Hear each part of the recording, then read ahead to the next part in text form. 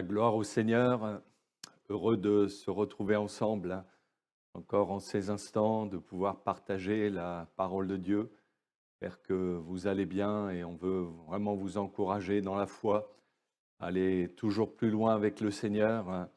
Et j'aimerais vous lire un passage dans l'épître de Paul aux Éphésiens. On va juste lire les deux derniers versets de cette épître aux Éphésiens au chapitre 6 et au verset 23. L'apôtre Paul nous dit que la paix et la charité avec la foi soient données aux frères de la part de Dieu le Père et du Seigneur Jésus-Christ, que la grâce soit avec tous ceux qui aiment notre Seigneur Jésus-Christ d'un amour inaltérable. Et on peut retenir ces dernières paroles où l'apôtre Paul souhaite que la grâce soit avec tous, mais il précise bien avec tous ceux qui aiment notre Seigneur Jésus d'un amour inaltérable. Parce que l'amour, c'est vraiment la base de notre relation avec Christ. Sans amour, il n'y a pas de communion possible avec Jésus. Et par conséquent, on se prive aussi de sa grâce, de ses promesses. Aimer Jésus, ce doit être notre raison d'être. C'est la raison d'être de la vie chrétienne, c'est le thème de ce soir. Mais il faut reconnaître que ce n'est pas quelque chose de naturel dans le cœur de l'être humain. Un enfant, oui, peut aimer ses parents tout naturellement, mais il n'en est pas de même pour aimer Jésus. Ce n'est pas, j'ai envie de dire, dans nos gènes, dans notre nature pécheresse, que nous sommes disposés à aimer le Seigneur. Mais aimer Jésus, il faut vraiment un miracle. Il faut qu'à un moment donné, à l'écoute de la parole de Dieu, le Saint-Esprit nous touche intérieurement et que là, réalisant à quel point Jésus nous aime, lui qui a donné sa vie pour nous, eh bien nous soyons amenés à l'aimer en retour.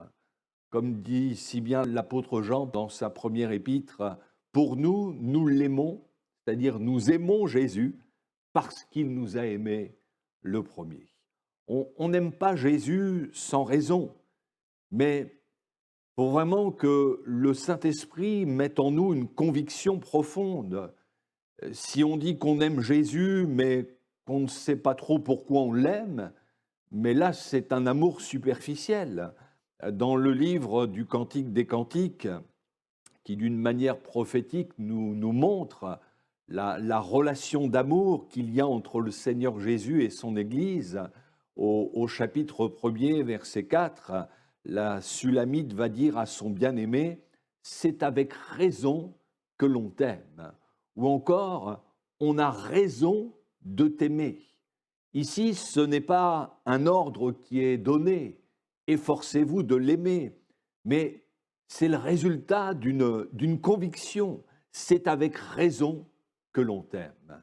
Et quand nous réalisons tout ce que le Seigneur Jésus a fait pour nous, lui qui a donné sa vie pour nous sur la croix en sacrifice, à quel point il nous a aimés, eh bien nous aussi, nous pouvons dire que nous avons raison d'aimer Jésus et de l'aimer de plus en plus, de tout notre cœur, de toute notre âme.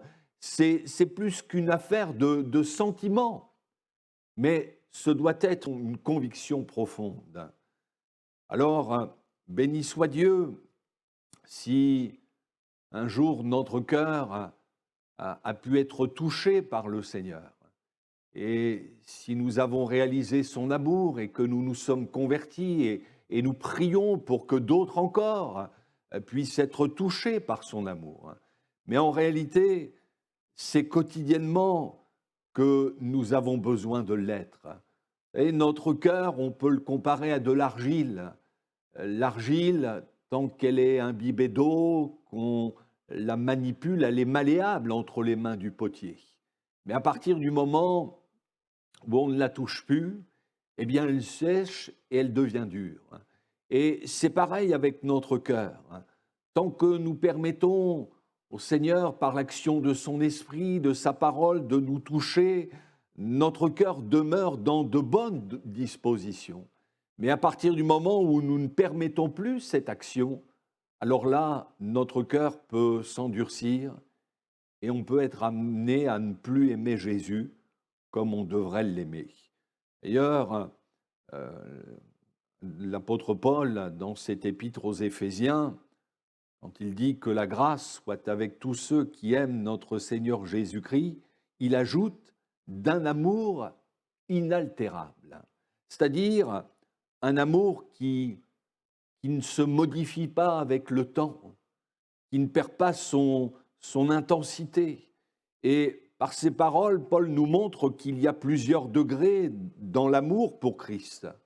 On peut aimer le Seigneur sans pour autant l'aimer d'un amour inaltérable. Tous ceux qui croient en Jésus ne vivent pas forcément le même degré d'amour avec lui, la même intimité, mais tout dépend de l'œuvre que nous allons permettre au Seigneur de faire en nous. C'est bien si nous faisons partie de ceux qui aiment Jésus, mais demandons-nous quel est le degré, quelle est l'intensité, la ferveur de notre amour pour Christ. Est-ce que nous aussi, nous l'aimons d'un amour inaltérable, qui fait que, quoi qu'il arrive, nous allons l'aimer avec la même ferveur. Il ne faut pas que nous ayons simplement quelques bons sentiments à son égard, un peu d'affection pour lui, parce que ces choses-là ne résisteront pas au temps, ni aux tentations, ni aux épreuves de la vie. D'ailleurs, Jésus nous met en garde à ce sujet quand il parle des derniers temps. Matthieu chapitre 24, verset 12, il dit « Et parce que l'iniquité se sera accrue, l'amour du plus grand nombre se refroidira. » Il y a une puissance d'iniquité qui agit dans notre monde et de plus en plus, et pour amener notamment les croyants à se refroidir dans leur amour pour le Seigneur. C'est la raison pour laquelle on a besoin d'une profonde conviction par rapport à notre amour pour Christ. C'est l'apôtre Paul, dans cette même épître aux Éphésiens, au chapitre 3, qui nous parle d'être enracinés et fondés dans l'amour pour Christ. On a besoin d'un enracinement dans cet amour, que quoi qu'il arrive, quand bien même nous subirions la plus grande des injustices, la plus grande des persécutions, quand bien même nous perdrions tout ici-bas, que néanmoins nous puissions dire, comme la Sulamite à son bien-aimé, j'ai raison d'aimer Jésus et de l'aimer de plus en plus. Quand on pense à ceux et celles qui, à l'heure actuelle, sont persécutés à cause de leur foi dans bien des pays, et on pense notamment à nos frères et sœurs en Inde, certains sont vraiment pourchassés ou ils perdent tout, mais pour qu'ils demeurent attachés à Jésus et qu'ils continuent de l'aimer, il faut vraiment une conviction profonde.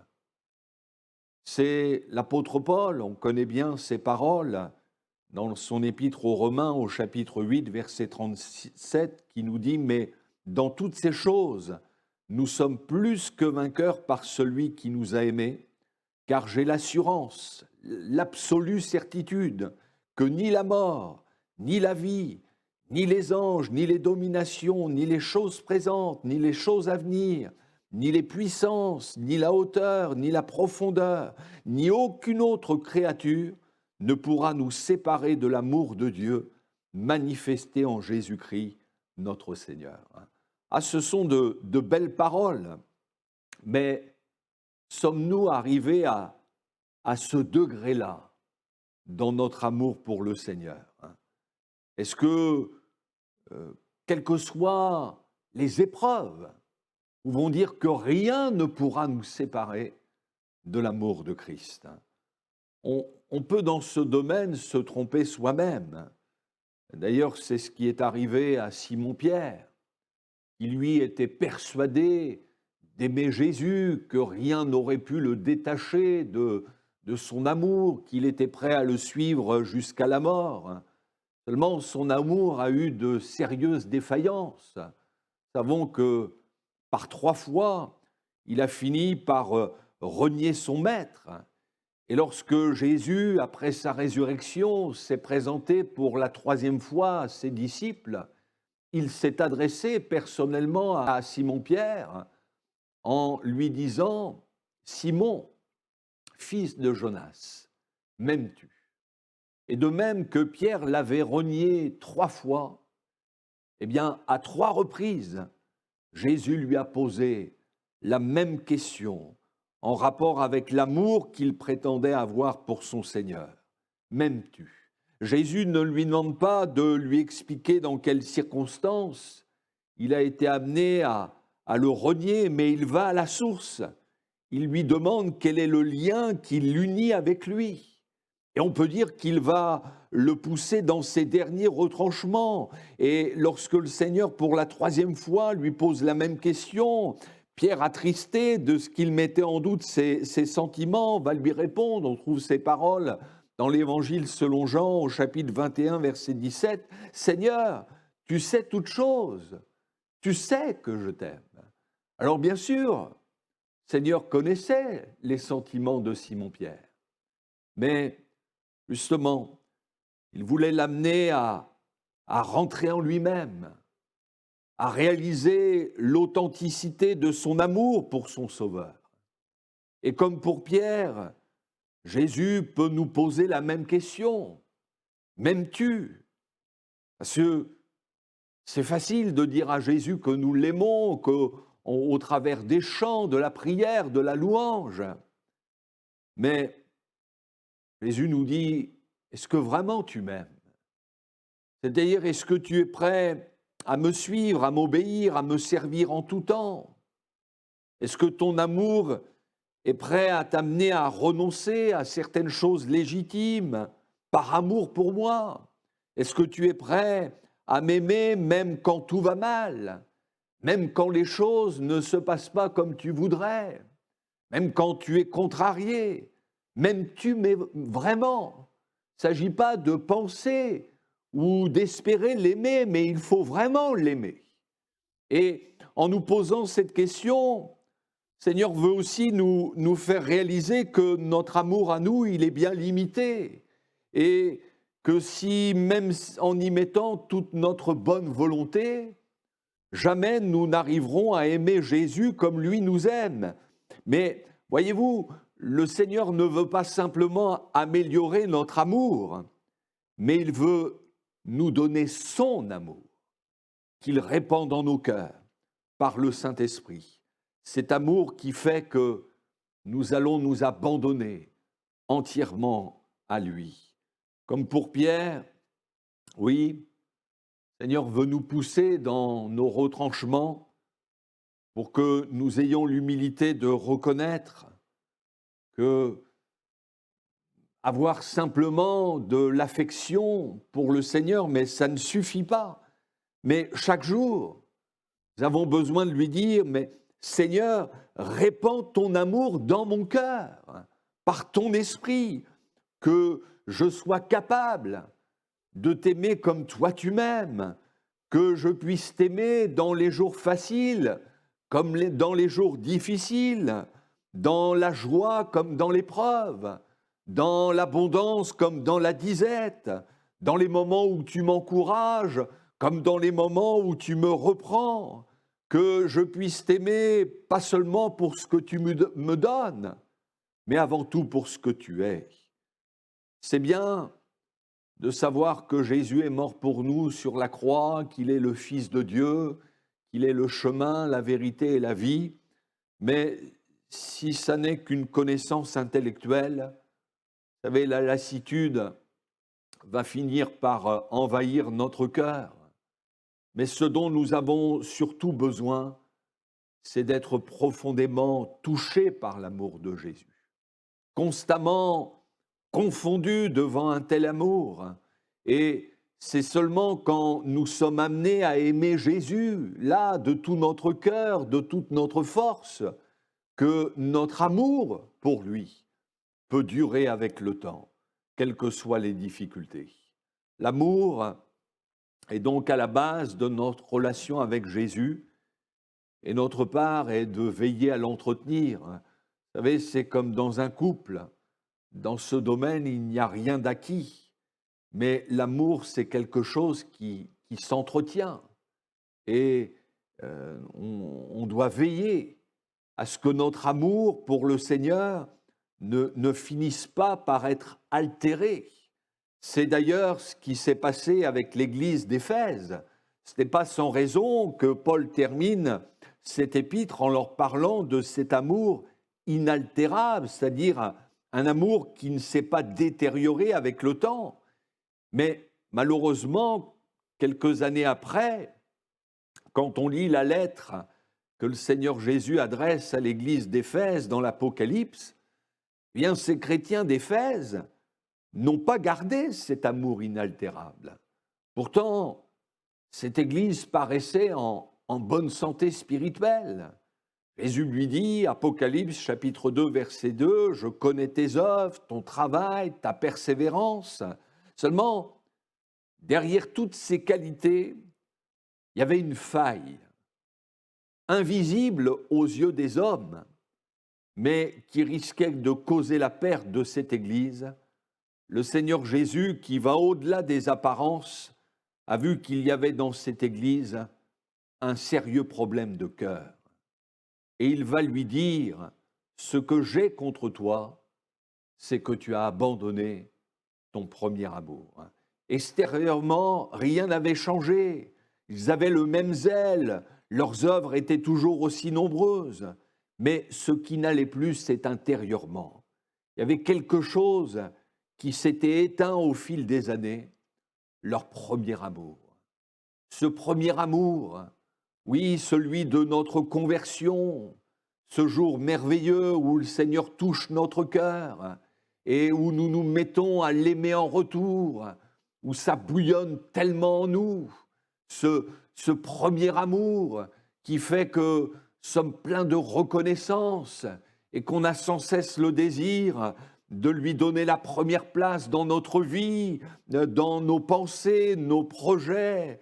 Ce premier amour, c'est celui qui nous amène à tout faire avant tout par amour pour le Seigneur, parce que ce doit être notre motivation suprême. Eh bien, cet amour-là, l'Église d'Éphèse n'en était plus animée. Et remarquez que Jésus ne lui dit pas « tu l'as perdu », mais « tu l'as abandonné ». Et quand on abandonne quelque chose, il y a là un acte volontaire. Quand on abandonne son premier amour, ce n'est jamais à son insu, d'une manière accidentelle, mais c'est parce qu'il y a eu de notre part un relâchement coupable. On n'aime plus le Seigneur comme on devrait l'aimer parce qu'on a fait de mauvais choix et que nos priorités sont ailleurs qu'en Jésus lui-même. L'Église d'Éphèse avait fait le choix de ne plus aimer le Seigneur comme elle le faisait auparavant. Au lieu de développer leur relation intime avec Jésus, ces chrétiens ont préféré développer de multiples activités, même à connotation spirituelle. Et nous aussi, on peut faire le choix d'aimer davantage certaines choses, même des choses spirituelles, mais de moins aimer Jésus lui-même. Et il y a quand même quelque chose qui doit nous interpeller dans ce message. On s'aperçoit qu'une Église peut œuvrer, être engagée dans toutes sortes de services, d'activités, et néanmoins ne plus aimer le Seigneur comme elle le devrait. Et c'est vrai au plan personnel. On peut faire une quantité de choses pour le Seigneur, là, être prêt à faire toutes sortes d'activités, mais en même temps, ne plus aimer Jésus comme nous devrions l'aimer. Et c'est pourtant l'essentiel. Et abandonner son premier amour, c'est quelque chose de très grave. C'est une chute spirituelle. Jésus dit à cette église, « Souviens-toi d'où tu es tombé ». Il y a une chute spirituelle. C'est comme s'il disait à cette église, mais souviens-toi de ce qui t'a conduit à décliner spirituellement, à te refroidir dans ton amour pour moi, fais le point. Et Jésus ne lui dit pas de redoubler de zèle dans ses œuvres, mais il lui dit, repens-toi et pratique tes premières œuvres, c'est-à-dire les œuvres du début, du premier jour, celles qui étaient le fruit de son amour pour lui. Est-ce que le Seigneur, en sondant nos cœurs, ne pourrait-il pas faire le même constat et dire, mais tu ne m'aimes plus comme tu m'as aimé? Oh, bien sûr, tu viens aux réunions, tu écoutes la parole, même par Internet, tu chantes, tu pries, mais quand je sonde ton cœur, il n'y a plus ce parfum d'amour qui s'y dégage. Tu me suis plus d'une manière froide, tu me sers d'une manière mécanique. Il n'y a plus cette ferveur dans le culte que tu m'apportes, dans le témoignage que tu donnes. Où en sommes-nous dans notre premier amour pour le Seigneur? Est-ce que c'est mieux ou moins bien qu'auparavant? Il y a quand même des moments où il faut se poser les vraies questions.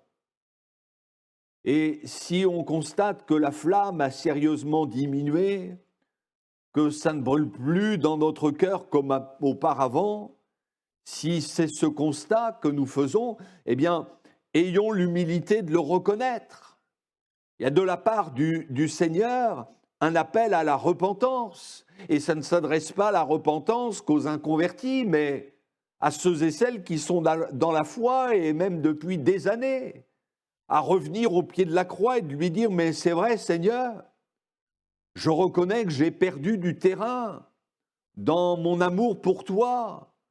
Je ne t'aime plus comme je t'aimais auparavant. Alors Seigneur, je te demande pardon et fais-moi grâce. Aide-moi, ranime dans mon cœur cette flamme du premier amour. Seigneur, viens répandre tout à nouveau ton amour dans mon cœur. » Je crois que celui ou celle qui fait une telle prière, bien oui, le Seigneur est prêt à y répondre.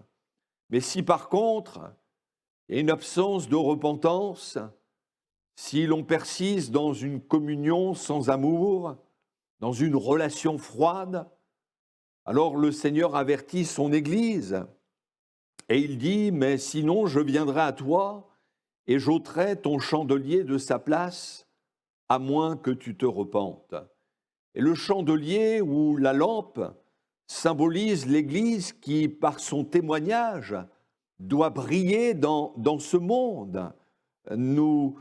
Jésus le dit, nous sommes la lumière du monde. Vous êtes appelés à briller au sein des ténèbres morales et spirituelles de ce monde. Seulement, ce qui fait l'essence même de la lumière de l'Église, ce qui donne de la clarté à notre témoignage, c'est notre amour pour Jésus. Et comment allons-nous attirer les pécheurs? Pas seulement en leur disant qu'il faut qu'ils croient en Jésus parce que sinon ils sont perdus, bien sûr. Il faut leur dire ces vérités-là. Mais il faut qu'avant tout, ils sentent que nous sommes remplis d'amour pour Jésus, que quand nous parlons de lui, mais ça bouillonne dans notre cœur, que nous avons été profondément touchés intérieurement, que nous sommes passionnés de Jésus. C'est ça qui va interpeller les pécheurs. Il y a des gens qui sont passionnés pour des choses, des idoles, des choses de la terre. Mais nous, soyons passionnés pour Jésus. Il faut que tout notre être soient imprégnés de l'amour du Seigneur. C'est ça qui va interpeller nos contemporains, ceux et celles qui nous entourent. Et il n'y a que cet amour inaltérable qui peut nous préserver aussi de l'amour du monde. Parce que vous savez, la nature n'aime pas le vide. Et si nous perdons du terrain dans notre amour pour le Seigneur, mais forcément, c'est celui du monde qui va gagner notre cœur. C'est d'ailleurs ce qui s'est passé avec Démas, ce compagnon d'œuvre de l'apôtre Paul. C'était quand même pas n'importe qui. Et Paul dira dans sa deuxième épître à Timothée, au chapitre 4, verset 10, c'est comme un déchirement du cœur. Démas m'a abandonné par amour pour le siècle présent. Et en abandonnant l'apôtre Paul, c'est avant tout le Seigneur Jésus qui l'avait abandonné. Mais si son cœur s'est laissé détourner, ce n'est pas que l'amour du monde a eu une attraction plus forte que celui du Christ, au point de dire, mais c'est plus fort que moi, je ne peux plus résister à cet amour du monde. Mais Démas en est arrivé là, c'est parce que son cœur n'était pas ou n'était plus profondément enraciné dans l'amour de Christ. On ne peut pas ignorer que le monde est attirant, il sait y faire pour nous séduire de différentes manières. Et si nous n'avons que nos propres forces pour y faire face, nous risquons de ne pas résister longtemps. Mais ce qui peut justement nous permettre de dire non à l'amour du monde, c'est de demeurer profondément enracinés dans l'amour du Christ. On chante parfois ce cantique qui dit « Seigneur, attire mon cœur à toi. Je te désire tout près de moi. » Et c'est dans ce sens que nous devons prier. Voyez-vous, plutôt que de dire « Seigneur, aide-moi à résister au monde », eh bien mieux vaut lui dire « Seigneur, attire mon cœur à toi. Que ton amour me touche de plus en plus. Que je sois envahi, imprégné, immergé dans ton amour. Parce que plus nous sommes attirés par l'amour de Christ, et plus nous trouverons de raisons de ne pas aimer ce monde. Par la bouche du prophète Osée, chapitre 11, verset 4, Dieu dira de son peuple, « Je les tirerai avec des liens d'humanité, avec des cordages d'amour. » Eh bien, nous voulons encore lui dire ce soir, oui Seigneur, tire-nous par des cordages d'amour. Que cette puissance d'amour nous attire de plus en plus près de toi et que nous puissions, oui, aimer Jésus. Pas d'une manière superficielle, mais aimer Jésus de cet amour inaltérable qui, quel que soit le temps, que soient les difficultés, que nous puissions aimer Jésus avec la même passion, avec la même ferveur. Et c'est possible, parce que le Seigneur veut répandre dans nos cœurs son amour. À lui soit toute la gloire. Vraiment, que le Seigneur nous interpelle encore ce soir, parce que c'est tellement essentiel. Que Dieu vous bénisse, qu'il vous fortifie et que nous soyons profondément enracinés dans l'amour de Christ. Amen.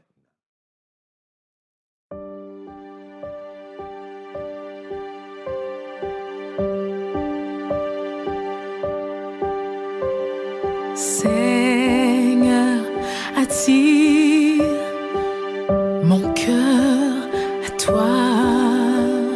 Je te désire tout près de moi. Ma délivrance dans le danger, c'est ta présence, divin berger.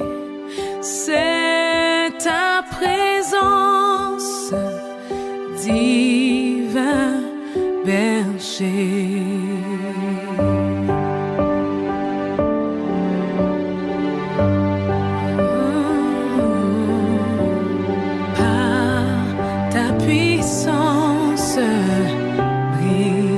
Soumets ma résistance à tout jamais. Courbe mon être, ma volonté.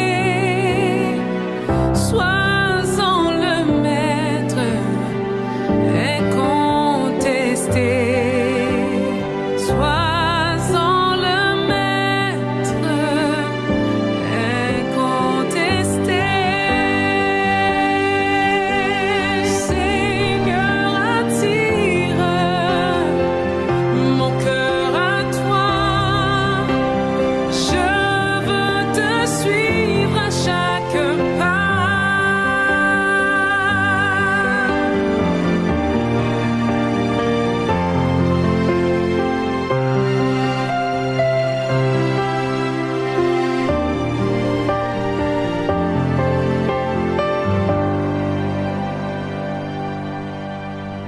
Seigneur, attire mon cœur à toi. Je te désire tout près de moi. Ma délivrance